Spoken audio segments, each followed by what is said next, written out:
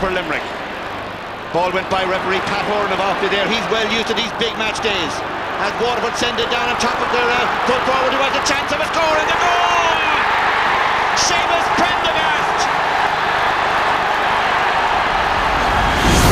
Not even 2 minutes gone, and Seamus Prendergast has rattled the Limerick net. Mark Foley, man of the match against Cork, one of the very best hurlers in the game. Looking for the unrelated Barry Foley. Beautifully taken out of the air by Páirc Uí. Fergal Hartley again. He's a good target man on the 40 to that kind of ball coming in. And John Milan has a lot of pace, and he's got round Brian Geary. Milan goes for his goal. That's beautiful hurling. What a start by the youngster.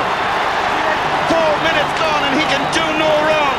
Waterford on top, everything going well for them. Tom Feeney comes through. Such a good hurler, so consistent for Waterford. To Dan Shanahan, to John Milan. John Milan, nice ball in. He went to place a man there to Paul Flynn. Now Paul Flynn, would there be a goal on his mind, Paul Flynn? He's put it in with the free.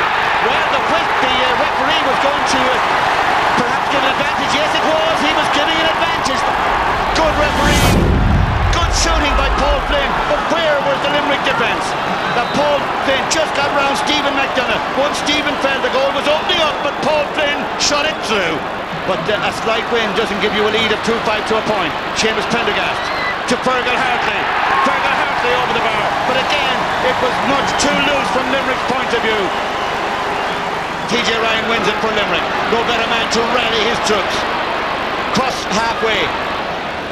Looking for Brian Begley. Hasn't really been in the game yet, and it ran away from him there. It can break here for Ollie Moore. Would he ever go for a goal? Yes! Moore the man, and cometh the hour, cometh the man. Limerick needed that. It was a good run through by Ollie Moore.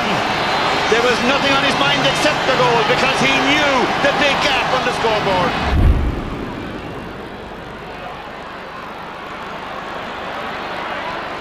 Barry Foley, nicely hooked there by the right half back James Murray.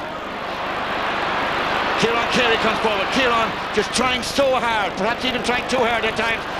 It's beaten out towards James Butler, but James O'Connor there for Waterford, so too. Paul O'Grady for Limerick, striking. Is there a deflection there? Landis plays it out. He saw the big man coming in. He knew it was the sensible thing to do. Waterford trying to get it out. Limerick trying to get it in. It's hard hurling, and the ball is to the net by James Butler. He got one against Cork. He's got one against Waterford. It was so badly needed by Limerick. What used to be known in the good old days as the Shamazel and the parallelogram ends in James Butler pouncing for a Limerick goal. Hurled away by Tom Feeney towards Johnny Brenner. But there's a fresh spring now in Limerick's step. James Butler, he's got a lot of speed to Owen O'Neill. Well, it ran away from him, but he did well to recover it. Good work here by Owen O'Neill. He slipped it through in front of the goal. Brian Begley hand passing it across to Paul O'Grady. Lander saves it, and it's saved on the line. Great work on the line. There was so nearly another Limerick goal there, and it was Brian Flannery who proved the hero. First Landers and then Flannery. What an act of heroism. Paul O'Grady stands over the 65.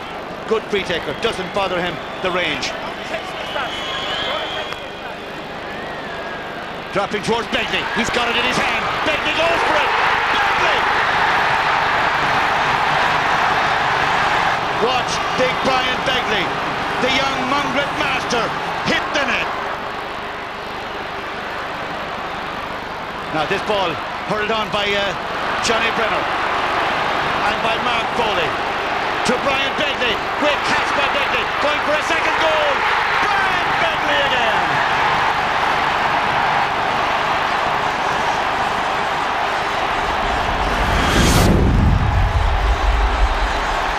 This is a tough phase of the game for Sean Cullinan, the Waterford fullback, who has been injury plagued in his career in recent years, and you just wonder, can he stand the pace against the young man, the young lion is Brian Begley.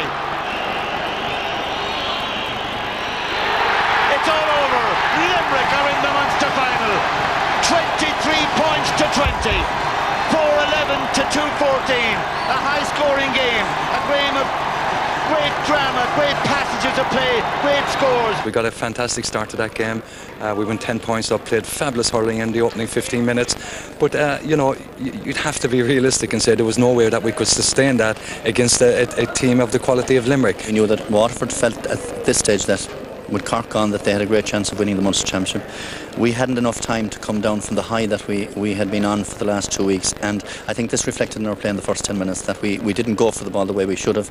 We didn't contest high balls, we left loose players around the place, and it suddenly dawned after 10 minutes when we were, I think, 2-6 to point down that we were